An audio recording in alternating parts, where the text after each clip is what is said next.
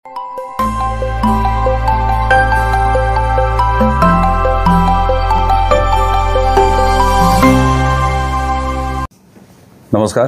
प्रारब्ध पर आप सभी का स्वागत। मैं अवनीश।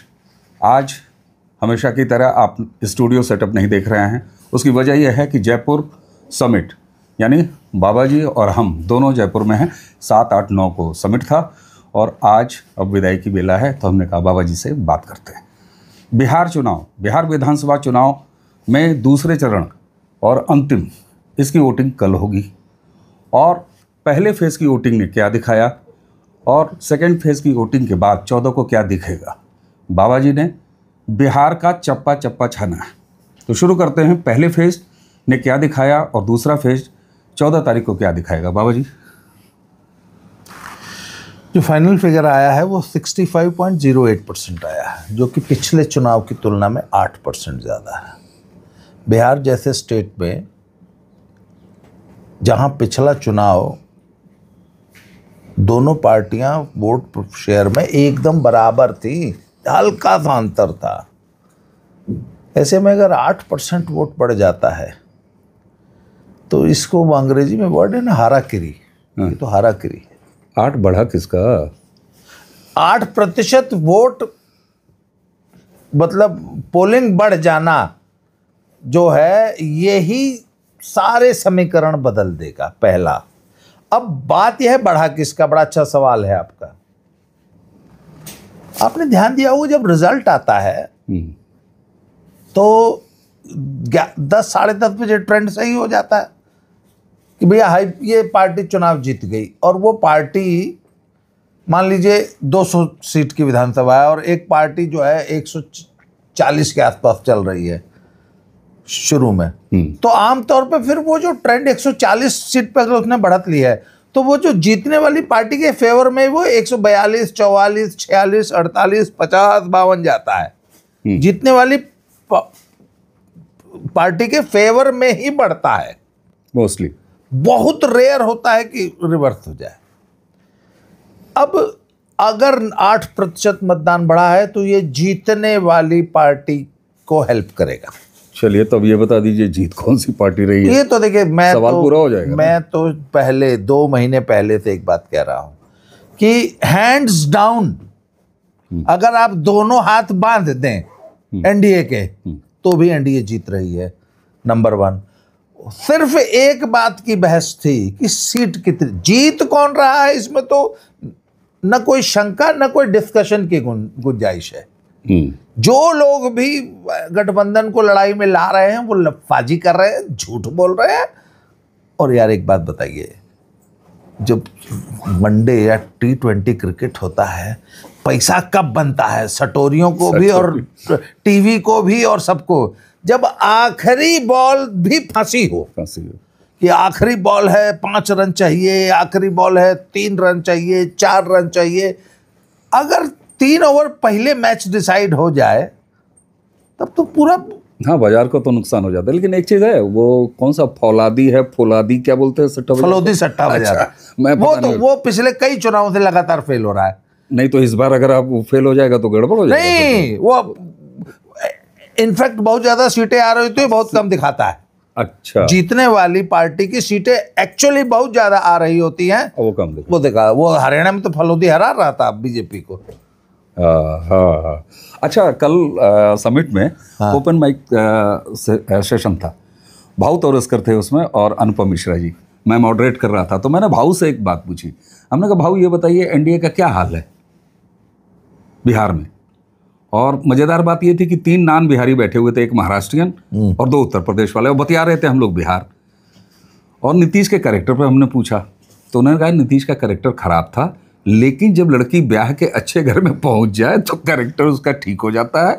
कई बार भागने के बाद नीतीश कुमार अब मोदी वाले अच्छे घर में आ गए हैं और कायदे से आ गए हैं, और इतना उनका हो चुका है कि भागेंगे तो उनका ब्याह होगा नहीं। तो बोले इस बार बड़े भाई सीट में वो भारतीय जनता पार्टी होगी। उनका ये कहना था कि जेडीयू की सीटें कम होंगी, बीजेपी की सीटें ज़्यादा होंगी, लेकिन साथ में वो ये भी कह रहे थे कि नीतीश कुमार ब्रांड में आ गए हैं। ये कैसे उनकी बात डिकोड की जाए? देखिए, आपको याद होगा मैंने जब हम बिहार दौरे पे गए थे तो जो बिहार पहुंच के जो पहला वीडियो बनाया था उसमें मैंने एक बात कही थी, और असली बात कही थी मैंने यही जयपुर डायलॉग्स के ही उस पर संजय जी से बात करते हुए। मैंने कहा आज मैं था भी शायद उस वीडियो में, नहीं, वो मैंने सोलो बनाया था, वो मैंने बिहार पे सोलो बनाया था ओके उनके साथ। तो मैंने उनसे कहा था कि आज भी सुपरस्टार बिहार का नीतीश कुमार है, मोदी दूसरे नंबर पे आते हैं। बिहार में सबसे बड़ा ब्रांड आज भी नीतीश कुमार है, जबकि हमको अभी बिहार पहुंचे हुए 4-5 दिन ही हुए थे, पर 4-5 दिन में हमने कट्टर भाजपाई वोटर भी नाम नीतीश का ही देता था। कहता था वोट भाजपा की दिया ही, नेता नीतीश है। नीतीश बहुत बड़ा ब्रांड है, और वाकई नीतीश ने काम किया है बिहार में। अच्छा, दूसरी चीज तो भैया बहस अब इस पे तो हैया नहीं है कि कौन जीत रहा है, सिर्फ इस पे है कि सीट कितनी आ रही है। अब सिंपल मेजोरिटी के लिए भाई 122-23 सीट चाहिए। मेरा मानना है कि भाजपा ने ये अभियान, एनडीए ने ये अभियान शुरू किया है 150 से, मेरा ये मानना है। अब और बाकी लोग जिनको लड़ाई में दिखाना है तो रोमांच बना रहे। अगर पहले ही वन साइडेड मैच होता तो कोई देखने नहीं आता। इंडिया पाकिस्तान का मैच क्यों लोग देखने आते थे? आखिरी बॉल तक मजा आता था, है ना, संघर्ष होता था। सर, अगर मैं पहले दिन से एक बात कह रहा हूं, अगर एनडीए ने 150 is a very good level. आमतौर पे वो 150 थम्पिंग मेजोरिटी 150 टच करके नीचे आ जाता है ग्राफ। 140 सॉलिड भी बहुत बढ़िया परफॉर्मेंस मानी जाती है। 22-24 विधायक। पर मैंने कहा था, मैं हमेशा से कहता हूं कि बीजेपी 150 क्रॉस करेगी। अच्छा, क्रॉस करेगी तो जाएगी कहां? अगर बीजेपी ने 150 का लेवल ब्रीच किया, तो अगर बीजेपी 170, 180, 200, 205 भी चली जाए तो मुझे आश्चर्य नहीं होगा। मैं तो पहले दिन तो कह रहा था सर 150 का लेवल ब्रीच कर रही है, इसलिए अगर उस दिन आपको 200 सीट दिखाई दे तो आश्चर्य मत कीजिएगा। क्यों? अच्छा सर, 150 जब ये लेवल ब्रीच होते हैं ना, ये बैरियर्स होते हैं, जब ये ब्रीच हो जाते हैं थोड़ा एक बार जब कपड़े उतर जाते हैं अच्छा, इसी को मैं बैरियर्स टूट जाते हैं। 150 जब ब्रिज हो जाता है फिर समझ लीजिए कि इसी बात को मैं ऑल आउट हो जाता है। इसी बात को मैं दूसरे तरीके से कहता हूँ कि शामे गम जब बिखर गई होगी, जाने किस के घर गई होगी। तो ये तो सही है। अच्छा, एक चीज और, बिहार के विधानसभा चुनाव में बाबा जी कभी ऐसा नहीं देखा गया, बात नहीं हुई इस पे, ब्रेकिंग नहीं हुई। 7 दिन मोटा भाई ने कैंप किया है लगातार। 7 दिन अमित शाह ने बिहार में कैंप किया है। बिहार से बाहर रख के एक सीट पर मैनेज करना, जो असंतुष्ट थे, जो विद्रोही थे, उनको मैनेज किया, खड़ा कराया, बंद कराया, जो भी किया, लेकिन 7 दिन तो वहीं सशरीर इकट्ठे थे। तो ये पहली बार इसके पहले देखा गया था उत्तर प्रदेश में, और उत्तर प्रदेश में जब बूथ मैनेज किया अमित शाह ने, तो क्या हुआ, भाजपा के लोग जो कि नीतीश कुमार को बड़ा गरियाते थे, समर्थक भी बिहारी, आप जिससे भी बात कर लीजिए, वो तुरंत कहता था कि क्यों नहीं रीढ़ मजबूत करती। मैंने भाव से भी ये कल पूछा, तो भाव ने भी क्या, ऐसा है ना, रीढ़ को टाइम लगता है मजबूत करने में। आपको इस बार एक अलग उत्साह जैसा कुछ दिख रहा है बीजेपी में, और इसका ये कनेक्शन 7 दिन का मोटा भाई, सीट टू सीट, बिना ये देखे कि बीजेपी का कैंडिडेट है कि जेडीयू की सीट है, बिना ये देखे एनडीए के लिए, एनडीए में एक उत्साह जमीन पर, एक बम्पर उत्साह, और उसका फ्रस्ट्रेशन सामने, कट्टा, गुंडई, तमाम चीजें।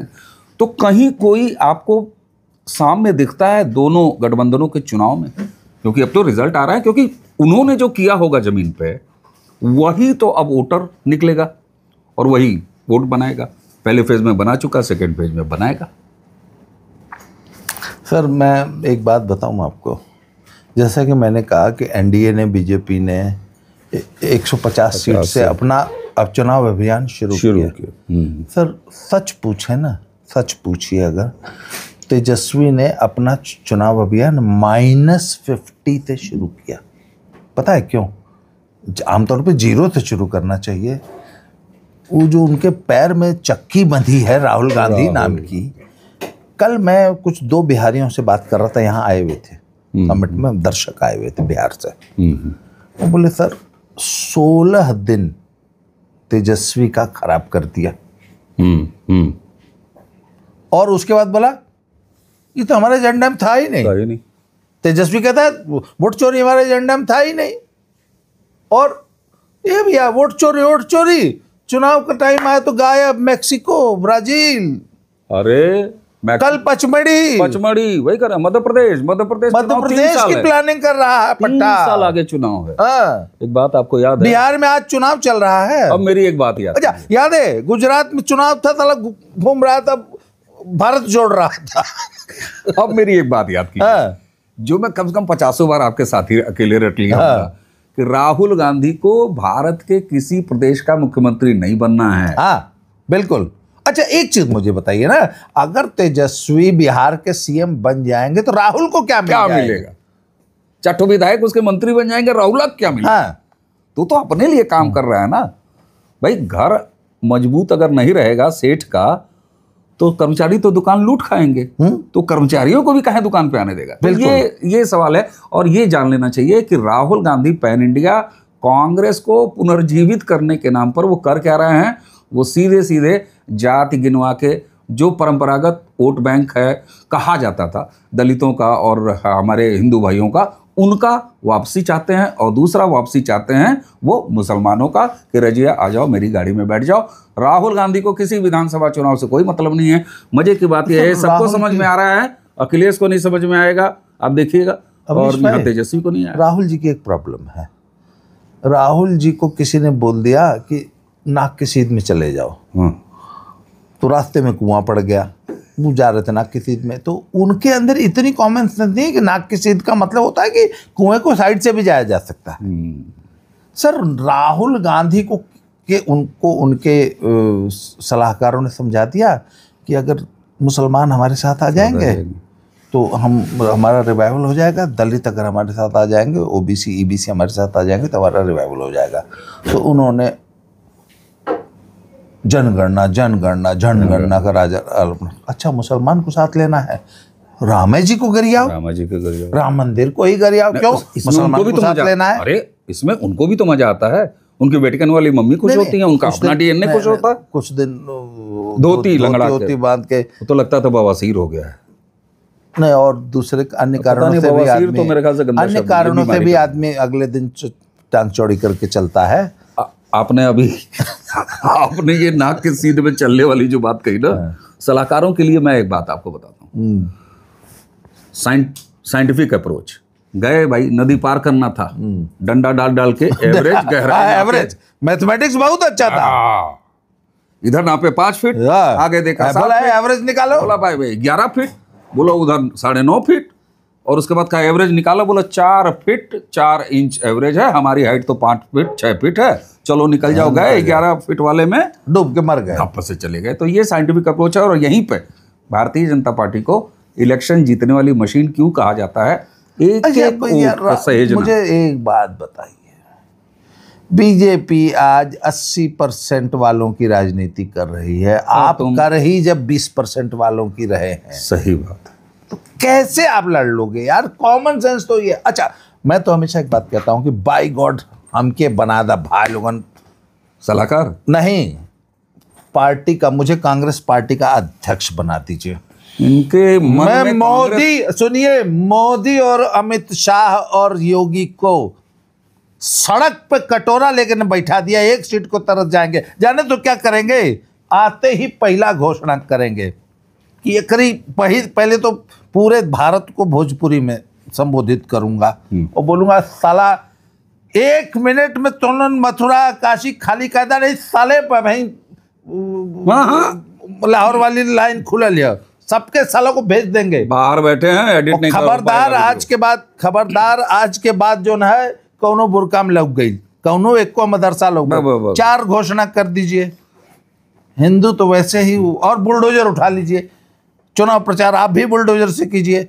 बाबा को सारा, भाई जो बीजेपी की पॉलिसीज है आप ले लीजिए ना। आप हिंदू, मैं सबसे बड़ा कांग्रेसी ना बन जाऊं, आप बिल्कुल, आप बोलिए तो सही। बिल्कुल। आप जब आप मुसलमानों की पॉलिटिक्स करेंगे तो 80% हिंदू सेंटिमेंट से कैसे लड़ पाएंगे? एकदम सही वो बात। किसी ने कहा ना कि यार हम लोग मोदी से तो लड़ सकते हैं, ये भगवान राम से कैसे लड़ेंगे? कैसे लड़ेंगे? और इन्होंने भगवान राम को मुद्दा बना लिया। ये बेसिक चीज आज तक राहुल की समझ में नहीं आई। नहीं आई समझ में। और दर्शकों आप देख रहे हैं कि ये कांग्रेस, इनके, मैं लगातार कहता हूं कि इनके सीने में कहीं मैं तो कहता हूं कि मुझे आप कांग्रेस का अध्यक्ष बनाइए ना, कल को कांग्रेस का प्रधानमंत्री बनवा दूं।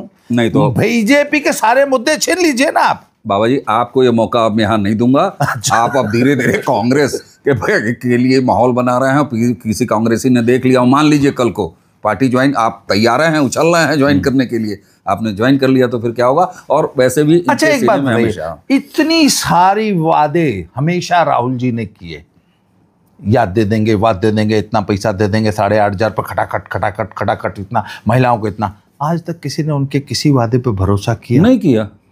महिलाओं को तो कांग्रेसी भरोसा कर रहे हैं, वो खुद नहीं करते। नहीं करते। और मातारी की तो मजबूरी है, बिहार की महिला, सर आपको मालूम है ये चुनाव बिहार में महिलाओं ने लड़ा? हाँ हाँ, आपको मालूम है चुनाव प्रचार, मैं आपको अंदर की रिपोर्ट बता रहा हूं कि बिहार में महिलाओं ने विस्पर कैंपेन चलाया। बिल्कुल बिल्कुल। और सुनिए, आश्चर्यजनक, पता है इसलिए लोगों ने कहा यदि 100 महिलाओं ने बिहार में वोट दिया है तो 80 बीजेपी को गया है नंबर 1। और यादव और मुस्लिम महिलाओं का बहुत शानदार वोट पड़ा है विस्पर कैंपेन से। और महिलाओं ने कहा कि चाहे कुछ हो जाए वोट नीतीश के। सर कितनी महिलाओं को अगर आपने अपने पक्ष में कर लिया तो आपने 60%, 50% नहीं, महिलाएं संख्या में बेशक 45% होंगी, पर उनका जो बिल्कुल बिल्कुल असर है ना परिवार में। कल मैंने 4-5 ऐसे वीडियो देखे, भोजपुरी में कह रहे थे हम यादव हैं, फलाने यादव हमारा नाम है, मेहरारू नइखे मानत ऊ कुल जाई हैं तीर पे, हमन के तललटेन वाला है, घर घर में बंटवारा हुआ है निश्चित तौर पर। तो अब कल पूरे दिन की वोटिंग होगी, वोटिंग के बाद 14 तारीख को रिजल्ट आएगा। लेकिन और अच्छा एक और सुन लीजिए, कल 65 से ऊपर जाएगा पोलिंग, देखा जाएगा कल शाम को। पता है क्यों सर?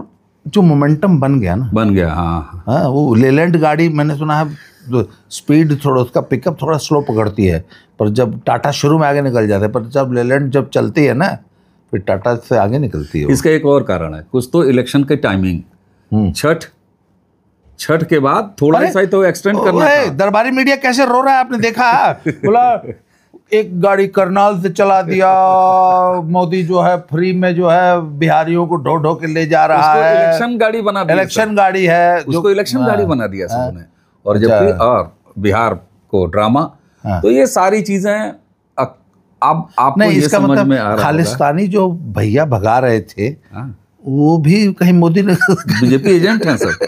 हाँ, बीजेपी एजेंट बहुत बड़ा काम किए हैं सर खालिस्तानी। सर मैं बताऊं, ये सस्ता विपक्ष और इसका इकोसिस्टम, ये जितना गोल पोस्ट बदल रहा है ना, एक दिन सलमान खान के फिल्म वाला वो डायलॉग है ना, इतने छेद होंगे, इतने छेद होंगे कि समझे में नहीं आएगा कि तर्क डालें किधर से और तर्क निकालें किधर से। कुल मिला के लबो लुआब यही है इकोसिस्टम का। और अब याद करने में मजा आता है कि 18वीं लोकसभा के पहले भाषण में लोकसभा में प्रधानमंत्री ने कहा था कि इकोसिस्टम को उसी की भाषा में जवाब दिया जाएगा। तो सरकार जवाब दे, कितना दे न दे वो अलग बात है, लेकिन जनता लगातार जवाब दे रही है। तो बिहार के चुनाव के बारे में ये बातचीत बाबा रामदास के सानिध्य में, और एक फ्रेम में बैठने पर थोड़ा सा ये भी लगता है कि बहुत सारे हमारे दर्शक कहते हैं कि भाई ये लोग बड़ा गर्मा गर्म बहस करते हैं, देख लीजिए हम लोग कितने अच्छे और सच्चे आदमी हैं कि बगल बगल में बैठे हैं, एक दूसरे का फफेला पकड़ सकते हैं, लेकिन ऐसा कुछ नहीं हुआ।